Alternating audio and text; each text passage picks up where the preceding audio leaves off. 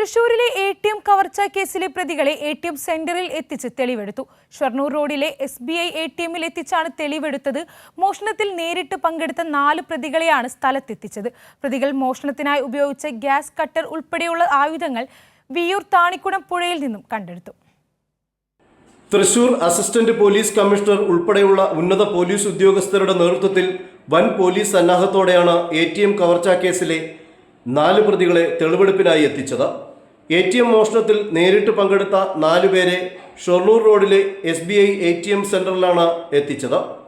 എങ്ങനെയാണ് ATMിലേക്ക് എത്തിയതെന്നും ATM machine laser cutter ഉപയോഗിച്ച് തകർത്തത് എങ്ങനെയെന്നും പ്രതികൾ അന്വേഷണ ഉദ്യോഗസ്ഥരോട് വിശദീകരിച്ചു.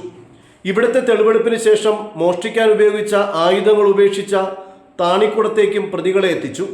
മോഷണശേഷം വാഹനത്തിൽ പ്രതികൾ രക്ഷപ്പെടുന്നതിനിടെ താണിക്കുടം പുഴ പാലത്തിൽ കാർ നിർത്തി പ്രതികൾ ആയുധം പുഴയിലേക്ക് വലിച്ചെറിയുകയായിരുന്നു. ഫയർഫോഴ്സിന്റെ സ്കൂബ ഡൈവേഴ്സിനെ എത്തിച്ചാണ് പുഴയിൽ നിന്നും ആയുധങ്ങൾ കണ്ടെടുത്തത്. ഇക്കഴിഞ്ഞ 27 പുലർച്ചെയാണ് ഹരിയാനയിൽ നിന്നുള്ള 7 അംഗ മോഷണ സംഘം തൃശ്ശൂരിലെത്തിയത്. ഇതിൽ 5 അംഗ സംഘമാണ് 3 ATMകൾ തകർത്ത് 66 ലക്ഷം രൂപ കവർന്നത്. പുലർച്ചെ 2 മണിക്കും 4 മണിക്കും ഇടയിലുള്ള സമയത്തായിരുന്നു 3 മോഷണവും നടത്തിയത്.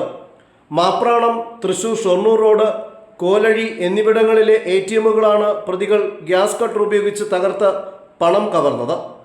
പ്രതികൾ മോഷണം നടത്തിയ മറ്റു 2 ATMകളിലും വരും ദിവസങ്ങളിൽ തെളിവെടുപ്പ് നടത്തും. കൈരളി ന്യൂസ്, തൃശൂർ.